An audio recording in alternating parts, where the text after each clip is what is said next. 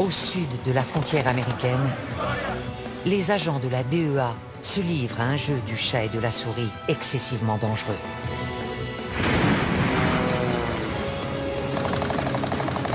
Dans toute l'Amérique centrale, ces flics d'élite combattent les cartels. On n'a jamais vu ce genre de bateau. Le flot de cocaïne d'inonder le marché nord-américain. Il y en a une sacrée quantité. Il en sort de partout. Face à eux, un ennemi ingénieux et brutal. Il a avalé 100 boulettes, l'équivalent d'1 kilo. Des milliards de dollars sont en jeu. La vache. Ça fait un paquet de blé. Allez-y, nettoyez le secteur. Bon sang. Découvrez les coulisses d'une guerre dont tout le monde a entendu parler, Le voilà. mais dont peu connaissent la réalité. Vous ne nous dites pas la vérité. C'est lui avec le bébé. Nom de Dieu. Oh, bon sang.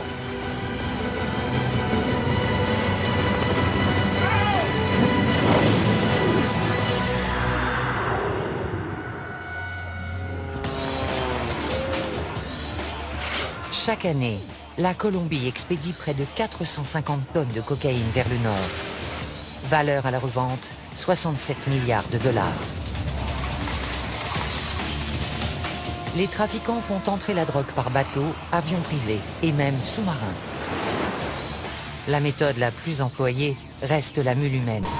Les mules sont particulièrement actives dans les aéroports. Une brigade de flics d'élite locaux et 2 agents de la DEA, Liam et Jack, sont chargés de les traquer. Pour des raisons de sécurité, nous ne révélerons pas leur vrai nom. Il sort encore de la poudre blanche. Ils luttent jour et nuit contre d'habiles contrebandiers qui emploient tous les moyens pour faire pénétrer la drogue en Europe et en Amérique du Nord. Il y a de la cocaïne dans ses chaussures. Ils risquent très gros, car les cartels éliminent tous ceux qui se dressent sur leur chemin, même les agents de la DEA. Giovanni était mon bras droit, mon bras armé. Cette semaine, Liam et Jack ciblent les aéroports de Bogota et de Medellín. Mission, faire quadriller les lieux par des équipes de policiers spécialisés et prendre les mules sur le fait.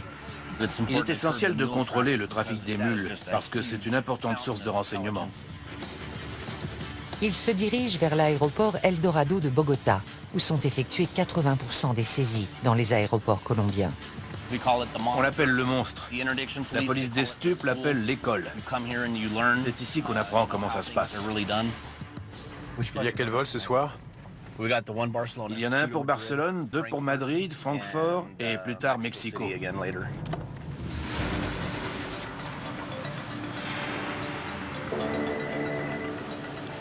Allô? Ok, t'es où? On est en train d'arriver. Salut. Un chien a repéré un sac suspect et la police a isolé un ressortissant italien et ses bagages dans une zone sécurisée.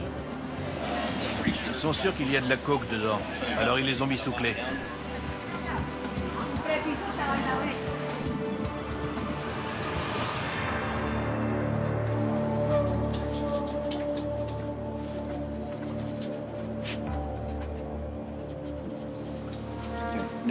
Ils vont fouiller. D'où il vient? Il est italien. Il allait où? Il allait à... Parmi les vêtements, il découvre un objet que Liam a déjà vu dans les bagages des mules. On tombe très souvent sur des médailles religieuses. Lui, il a une croix. Ils pensent qu'ils vont échapper à la... Mais c'est curieux. C'est pas le genre de choses qu'on jette au fond d'une valise. C'est une protection? Pour que Dieu veille sur moi pendant le voyage. J'allais être avec ma petite amie.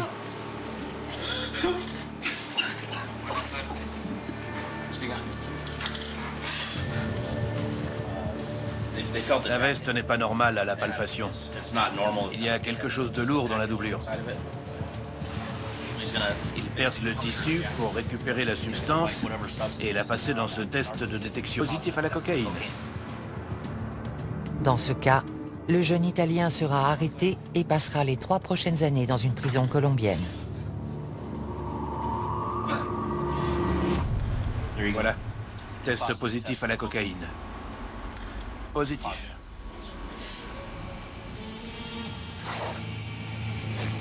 L'odeur mordante de la cocaïne passe difficilement inaperçue.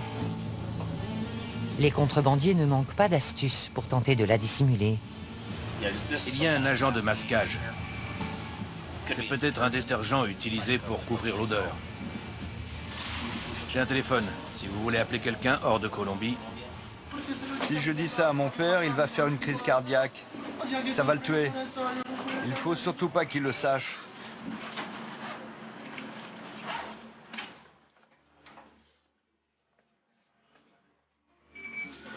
Je suis arrivé en Colombie le mois dernier avec ma petite amie. Elle est enceinte.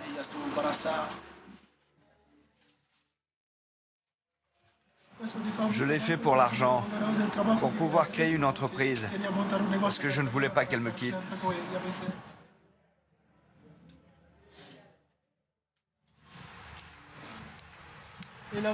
C'est elle qui avait organisé cette folie. Elle voulait qu'on passe notre vie ensemble. la tendance est aux ressortissants étrangers en Colombie. Ils se mettent avec des Colombiennes et elles les poussent à faire de la contrebande de drogue. Je ne sais pas pourquoi, mais ils acceptent. Ils plongent tête baissée. J'ai perdu la tête. On peut perdre la tête pour une femme. Moi, je l'ai perdue pour elle.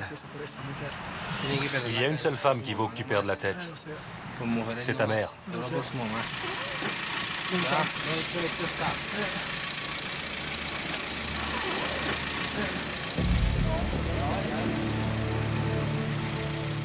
Le boulot de Liam et de Jack ne se résume pas à arrêter des mules. Leur objectif principal est de les suivre jusqu'à la source. Au revoir. La mule est tout en bas de la pyramide. Au-dessus, il y a le recruteur. Du recruteur, on peut remonter à l'emballeur. Il y a les expéditeurs colombiens et il y a un destinataire. Et puis il y a le boss.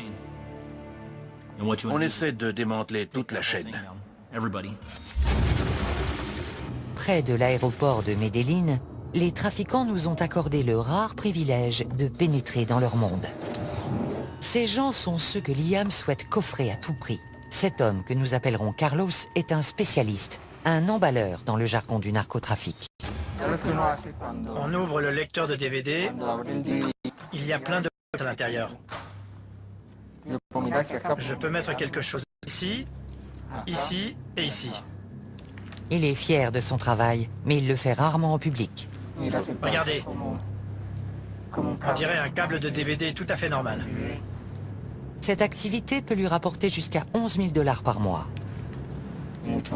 Je gagne beaucoup plus que n'importe quel salarié. Je gagne en un mois ce qu'une personne normale gagne en un an. Carlos ne pourra jamais quitter le cartel, même s'il le souhaitait. Il en sait beaucoup trop. Tu bosses ou t'es mort. Il n'y a que 2 options. Tu les connais, tu sais comment ils travaillent, comment ils expédient la drogue. Ce serait très difficile de les lâcher. Tu fais ton boulot et tu la fermes, c'est mieux.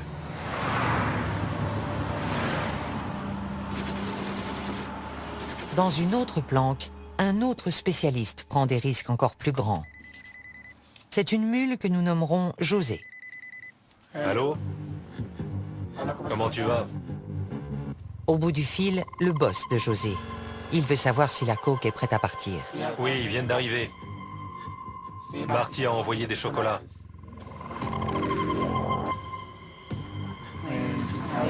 Pour pouvoir survivre, je transporte de la drogue. Je la transporte par avion, dans mon jean.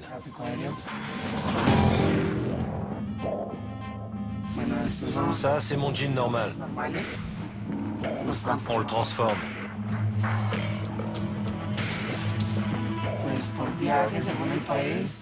Je gagne entre 8 000 et 9 000 $ par voyage. J'ai toujours peur.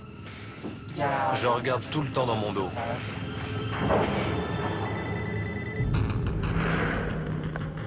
Un autre appel. Cette fois, ce sont les directives. Ils te veulent y aller. Et si tu es prêt mentalement, il te faut répéter ce que tu vas dire, ce que tu vas faire, pourquoi tu voyages. Tu connais ton rôle quand tu arrives à l'aéroport.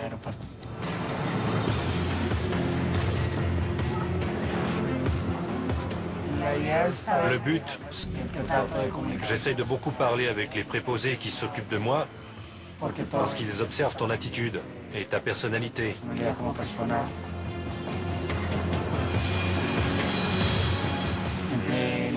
Ma mère vient m'attendre à l'aéroport. Et quand j'arrive, elle me serre dans ses bras et elle m'embrasse. Ce n'est pas facile pour elle. Ce n'est pas normal. Ma mère est une femme bien.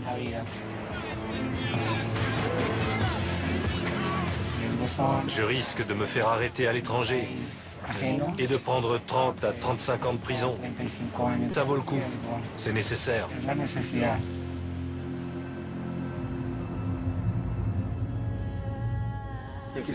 Je le fais pour ma mère, pour mon frère, pour mes études.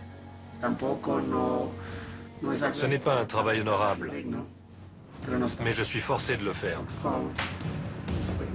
En sortant, José nous demande de ne pas le suivre.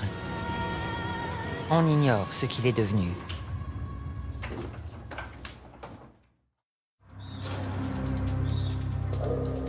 Au terminal de fret de l'aéroport de Bogota, les agents de la DEA et leurs collègues colombiens viennent de découvrir de la cocaïne dissimulée dans un colis d'aspect anodin.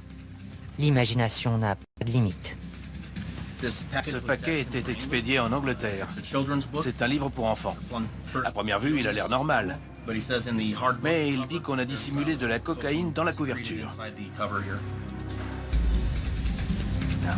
Vous voyez à l'intérieur de cet os, ça vire au bleu, c'est de la cocaïne. Intéressant. De la cocaïne cachée dans ses paires de sandales. De la cocaïne dans les poignées de ses instruments dentaires. Les hommes de la brigade des stupes colombienne sont les meilleurs du monde. J'ai commencé à travailler avec eux à mon arrivée et j'ai vu des choses hallucinantes. Je me demandais comment ils faisaient pour découvrir tout ça. Je crois qu'on nous en apporte un autre.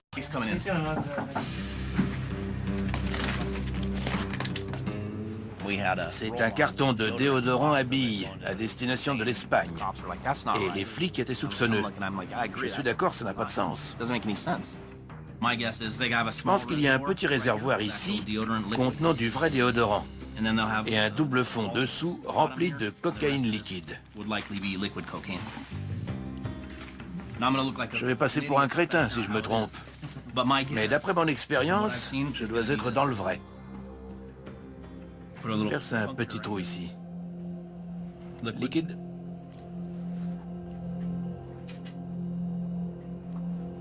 Négatif.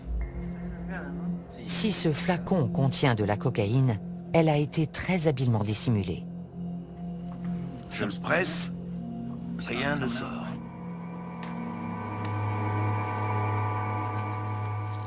Bleu, positif, cocaïne.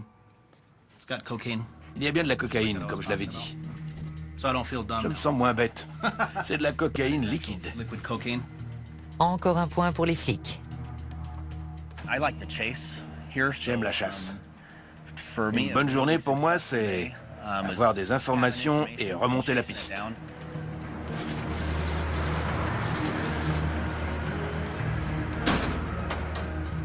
Dans l'après-midi, les hommes contrôlent des manifestes d'expédition. Ils cherchent des informations qui leur permettraient de remonter la chaîne jusqu'au chef de réseau. Il y a environ 3,5 tonnes de fret. Il suffirait d'un indice pour nous aiguiller. Ça part au Costa Rica. Il y a un nom et des numéros de téléphone. Je vais tout rentrer dans la base de données. À l'étage des départs, les policiers cherchent d'autres mules voyageant sur le vol de Madrid. Plusieurs indices nous mettent sur la voie. En général, quelqu'un qui a avalé de la drogue est très pâle. Il est mal à l'aise, il transpire. Il peut même avoir une petite croûte blanche sur les lèvres. Ceux qui s'en font une ceinture restent loin des autres. Les passagers qui montrent ces signes révélateurs ou qui paraissent simplement nerveux passent dans ce scanner corporel de dernière génération. C'est un appareil à rayons X qui radiographie les organes internes pour voir si la personne a avalé des capsules d'héroïne ou de cocaïne. Un Italien traverse le portique sans problème. Mais l'aspect de ses chaussures alerte les policiers. On a interpellé un passager italien. Veuillez retirer vos chaussures, monsieur. On va pratiquer les premiers tests pour voir s'il y a de la cocaïne ou de l'héroïne dans ses chaussures. C'est positif à la cocaïne. Bleu. Bilan du vol de Madrid, une seule mule. Mais ce n'est que la première arrestation d'une soirée qui va se révéler trépidante.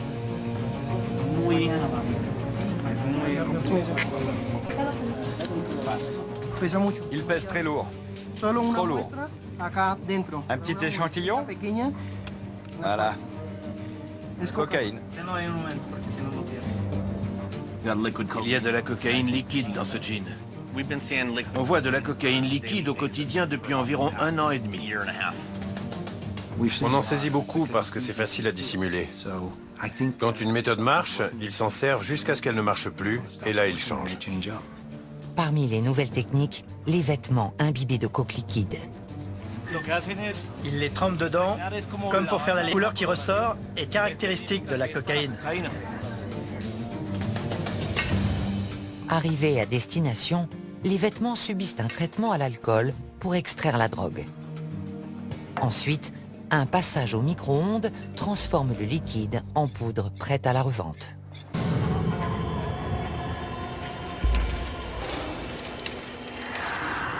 Toutes les formes de contrebande sont risquées, mais la méthode la plus dangereuse est celle des bouletteux. Liam et le major Delgado de la police colombienne répondent à un appel. Une mule qui avait ingéré 40 boulettes a été arrêtée. Cette fois, il ne s'agit pas de cocaïne, mais d'héroïne. Si elle se répand dans l'organisme, elle tue encore plus vite que la coke. Nous sommes à l'hôpital Anguattiloa. Cette femme a été prise ce matin. Comme vous le voyez, il y a plusieurs boulettes. Le test préliminaire s'est révélé positif à l'héroïne. Normalement, un policier accompagne la personne aux toilettes et la regarde expulser les capsules. Ensuite, il lui fait laver les matières fécales, puis il place les boulettes dans une pochette en plastique.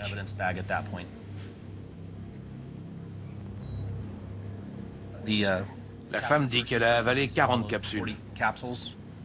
Jusqu'à présent, elle en a expulsé 36. Il en reste 4. Elle espère qu'elle va les expulser bientôt, parce qu'elle craint pour sa vie. Malheureusement, sa vie n'est pas seule en jeu. Elle est enceinte. J'étais obligée de le faire. Je suis au chômage et j'ai besoin d'argent pour nourrir mes enfants. J'ai honte. Je viens d'une bonne famille. Il ne pouvait rien arriver de pire. J'ai déshonoré mon nom. Les miens vont me rejeter. Je sais qu'une longue route m'attend. Je m'inquiète pour mes enfants. J'ai fait ça pour eux. Liam a entendu des centaines d'histoires tragiques, de mauvaises décisions prises pour de l'argent facile. Ils peuvent se faire beaucoup d'argent. S'ils réfléchissent à court terme, ils trouvent que ça vaut la peine. Ils pensent qu'ils ne se feront pas arrêter. Mais on les prend à tous les coups. Ça ne vaut pas la peine. Ils peuvent y laisser la liberté ou même la vie. Mais pour ceux qui les emploient, les bouletteux ne valent que le produit qu'ils transportent. Pour préparer la cocaïne à être ingérée, elle doit être emballée dans des capsules de préservatifs.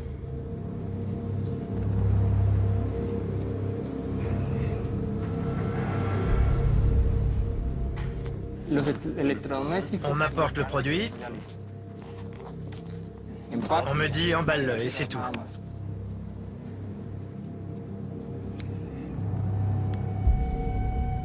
Je ne sais pas qui le transporte. Ce qui compte, c'est d'être payé. Une fois le kilo en boulettes, on engage une mule qui les avalera pour le transport. Nous appellerons celle-ci Moreau. Moreau est bouletteux depuis 10 ans. Il connaît parfaitement les risques. Jusqu'à présent, j'ai fait beaucoup de voyages et je m'en suis sorti vivant. Mais j'ai beaucoup d'amis qui sont morts en traversant la frontière. L'huile permet aux boulettes de passer plus facilement. Mais avec une telle concentration de drogue, la moindre fuite pourrait causer un arrêt cardiaque. C'est très dangereux. On peut mourir dès la première boulette du premier voyage, parce qu'il est toujours possible que la cocaïne se répande.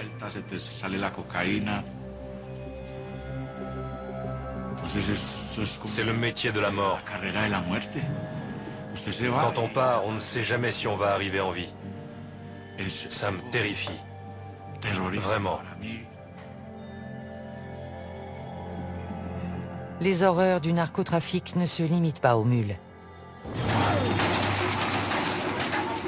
On compte aussi d'innombrables victimes parmi la population et la police colombienne. Une réalité qui frappe Liam et Jack de plein fouet. Ils viennent d'apprendre qu'un de leurs plus proches collègues a été assassiné au cours d'une rencontre avec un informateur à Medellín. Il s'appelait Giovanni. J'étais très proche de lui, c'est dur.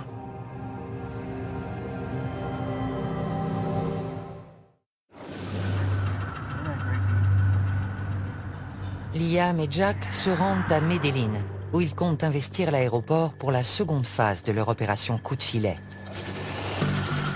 L'objectif de ce voyage dépasse le strict cadre de l'arrestation de mules. Ils veulent trouver les assassins de Giovanni.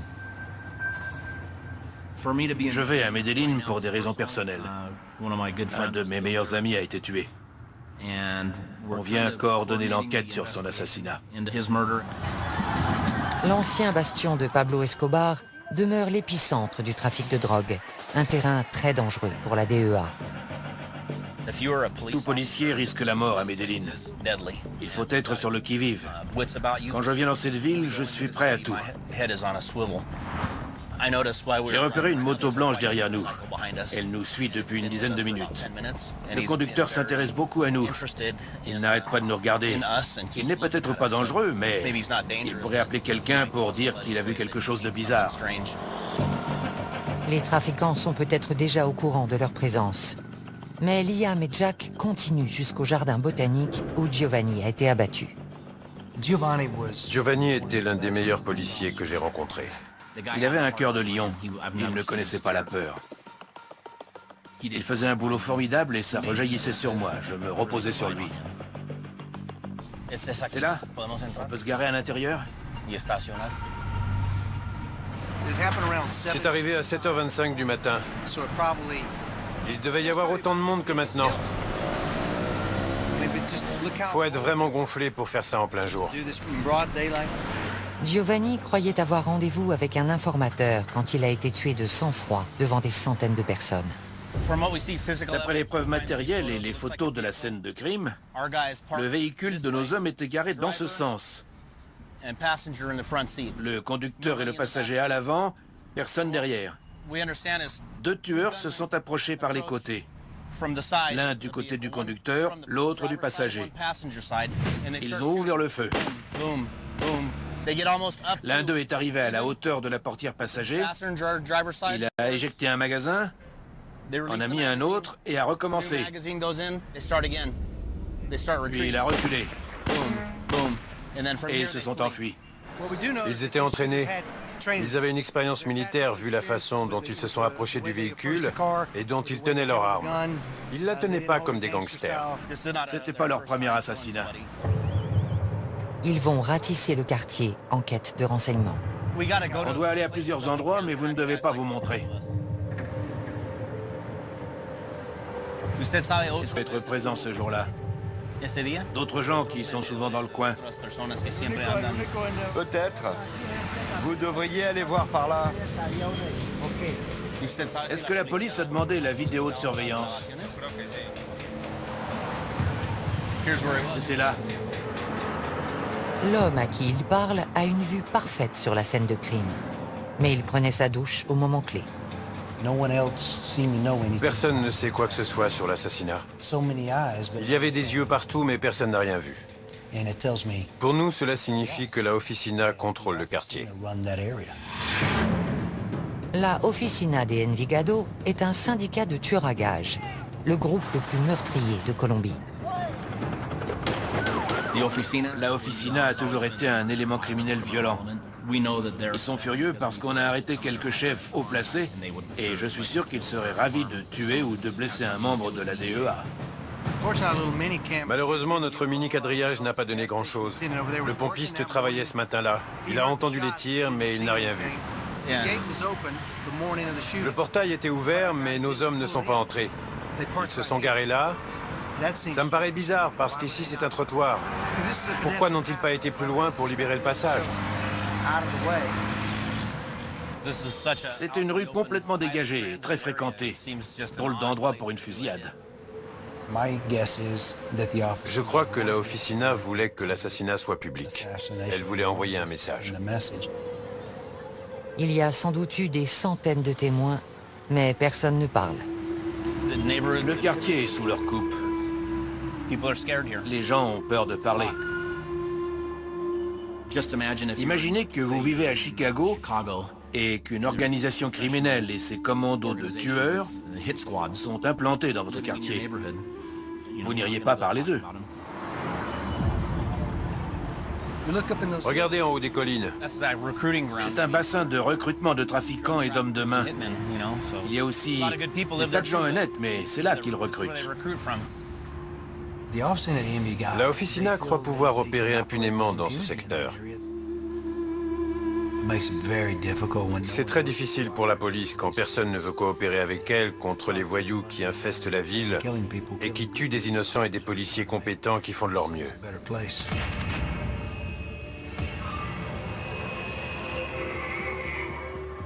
Caché dans ces collines, un tueur à la solde d'un cartel a accepté de nous confier sa vision de la guerre en cours.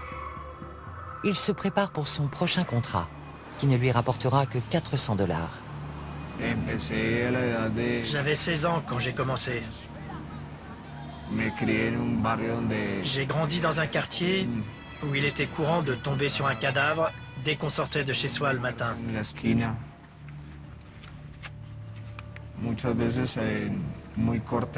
Quand on est très jeune, l'esprit assimile ce genre de choses.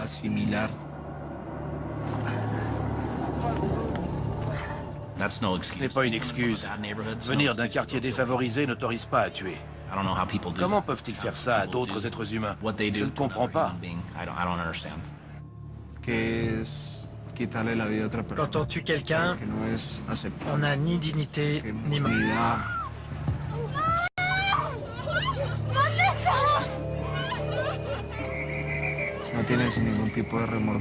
On n'éprouve aucun remords.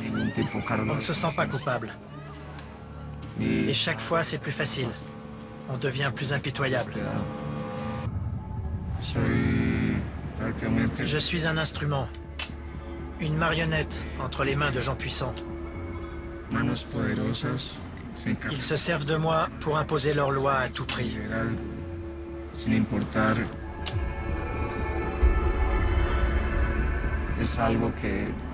C'est quelque chose qu'on a dans le sang. Comme un fil dans un tissu. Quand on commence à tirer dessus, on ne s'arrête plus.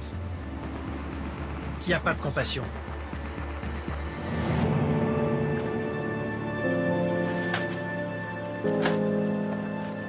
Bien qu'il traque sa victime avant de la tuer, l'assassin ignore la raison du contrat. On suppose que la personne qu'on va éliminer n'est plus utile au groupe. Ou que c'est simplement un innocent qui en sait trop.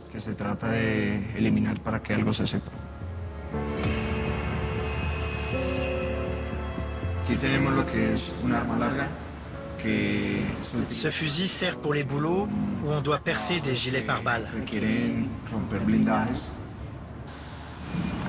Avec le pistolet, on tire, puis on le cache.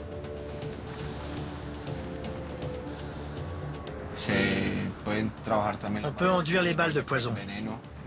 Ici, c'est du cyanure. Une simple éraflure sur la jambe entraîne la mort.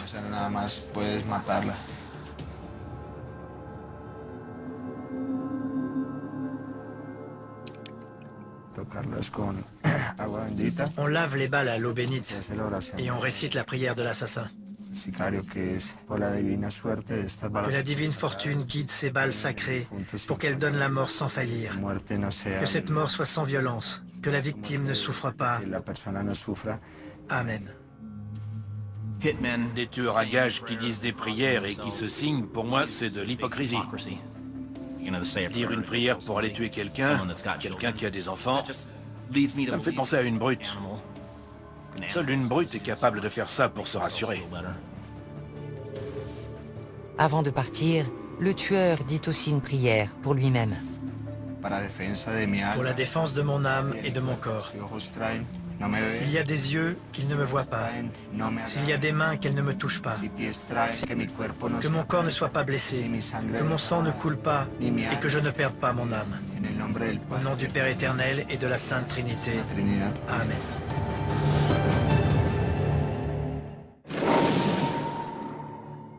L'opération Coup de filet se poursuit toute la semaine à l'aéroport de Medellín. Une suspecte est dirigée vers le scanner corporel. Les rayons X montrent des images très bizarres, de taille et de forme identiques. Ce n'est pas normal pour des organes internes. C'est la première fois que je vois ça et j'ai vu des milliers de scans corporels. On dirait des entrailles d'extraterrestres. C'est très étrange.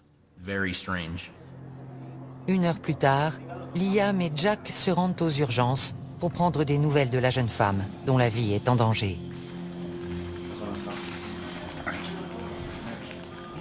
Elle a avalé 42 capsules.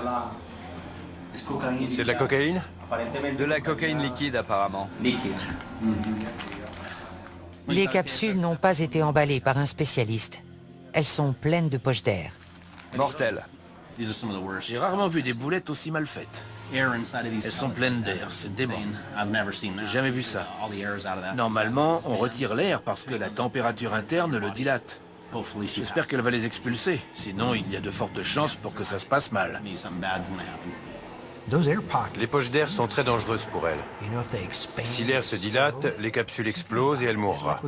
Son organisme sera inondé de cocaïne liquide, elle fera un arrêt cardiaque et elle mourra très vite. Un chimiste de la police colombienne vient analyser le liquide contenu dans les boulettes. Plus la drogue est pure, plus le risque de décès est élevé. Vous avez déjà fait des tests sur ce genre de liquide? Oui. Les derniers doutent, ils pratiquent un autre test. Si la solution vire au bleu, la présence de cocaïne sera prouvée. Réaction positive au chlorhydrate de cocaïne. Soudain, la bouletteuse se tord de douleur. Tu ne te sens pas bien? Pas bien du tout. On t'a donné un laxatif?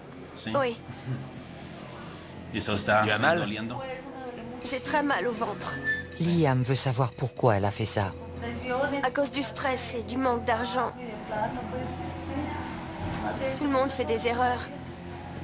Les plus démunis font des proies faciles pour les recruteurs de mules. Les gens qui l'ont engagée lui ont donné des capsules à avaler. Ils se fichent bien d'elle, ce qui compte c'est l'argent.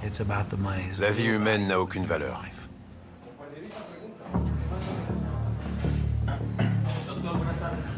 Qu'est-ce qui se passerait si l'une d'elles s'ouvrait? Il faudrait pratiquer une opération à haut risque. Je vois. Vous pensez qu'elle va les garder longtemps dans l'estomac? Non. Plusieurs jours, ce serait extrêmement dangereux. Si c'est quelques heures, les chances de survie sont meilleures.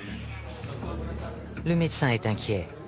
il va peut-être devoir opérer la jeune femme pour extraire les capsules sur le point d'exploser. Mais si ça dure plus de 48 heures, je devrais intervenir? Sans doute. D'après le médecin, si ces boulettes mal faites restent plus de 48 heures dans le système digestif de la patiente, c'est la mort presque à coup sûr. Il lui est arrivé de devoir ouvrir entièrement la cavité abdominale pour les extraire. Si la jeune femme a pesé les conséquences de sa décision, son recruteur a certainement minimisé les risques. Ils leur disent « T'inquiète pas, on a payé les flics, on le fait tout le temps. Tu vas gagner de l'argent, il n'y a aucun problème. » La mule qui croit ce mensonge commet sa première erreur.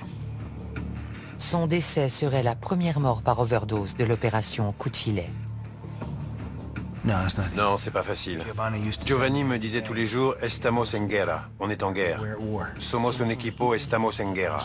On est une équipe, on est en guerre. C'était son leitmotiv. Ce soir, la guerre pourrait faire une nouvelle victime. Mais pour Liam et Jack, une petite victoire se profile. On a trouvé un témoin potentiel du meurtre de Giovanni.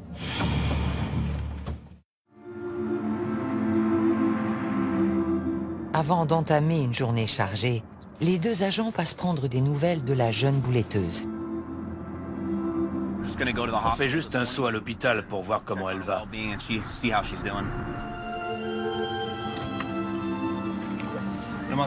On voudrait parler à la jeune femme. Juste 5 minutes.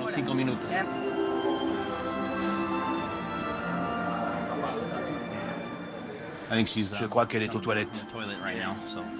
Elle a expulsé la dernière? La dernière est passée. Le lendemain, quand je l'ai vue, j'ai été étonné qu'elle ait passé la nuit. Les formalités de sortie vont prendre une demi-heure. Ensuite, ils l'emmèneront en comparution initiale, puis en cellule. Mais elle a survécu. Bonjour, comment ça va? Bien, beaucoup mieux. J'ai plus mal. Elle a eu beaucoup de chance d'expulser toutes les boulettes. Elle est complètement remise. Liam et Jack tentent d'en savoir plus sur la personne qui l'a engagée. Mais elle maintient qu'elle a agi seule. Elle dit qu'elle est seule en cause. Je ne la crois pas. Je ne crois pas qu'elle avait les fonds pour acheter de la cocaïne et prendre l'avion pour le Honduras en espérant trouver un acheteur sur place. Elle protège quelqu'un, sûrement un membre de sa famille. Bonne chance et merci beaucoup. Merci. Vous avez été très gentils. Et vous avez des beaux yeux tous les deux. Le soulagement est général. La jeune femme n'a pas payé sa mauvaise décision au prix fort, mais plusieurs années de détention l'attendent. Elle va faire de la prison, c'est triste. Elle sera peut-être un peu moins heureuse, mais un peu plus avisée.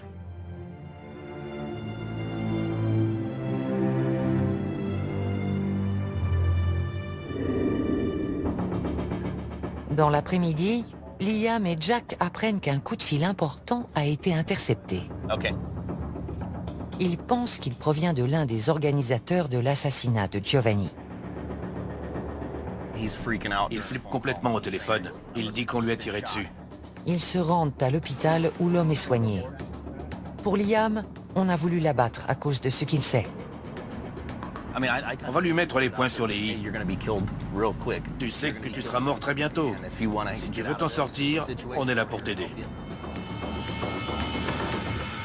La coopération de cet homme pourrait marquer un tournant décisif dans l'enquête.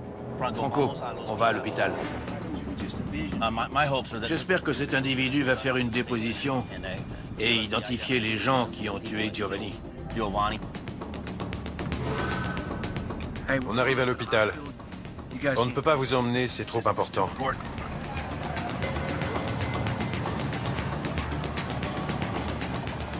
On voudrait l'interroger. Il vient d'être blessé.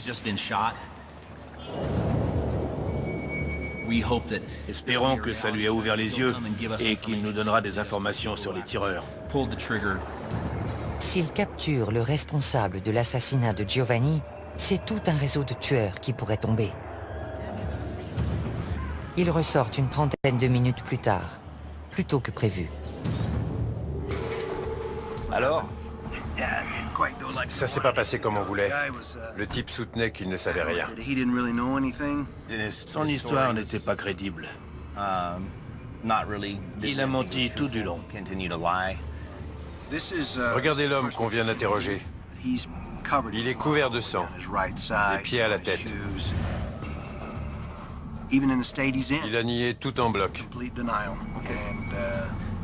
Il n'a montré aucun remords pour ce qui est arrivé à nos flics. Aucune volonté de nous aider. Et il ne craint absolument pas pour sa vie. L'individu redoute bien davantage les assassins de la Officina que d'être incarcéré par la DEA. À cause de son silence, l'enquête piétine.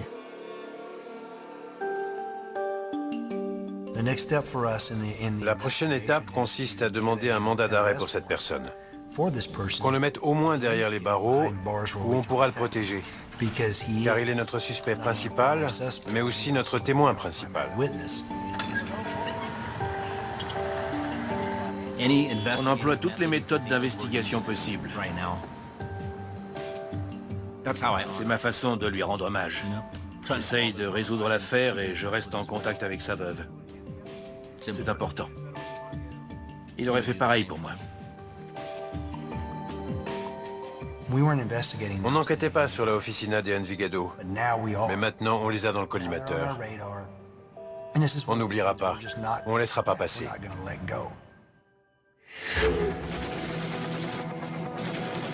L'opération Coup de filet s'achève.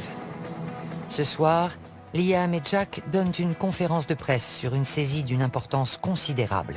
30 kilos de cocaïne liquide.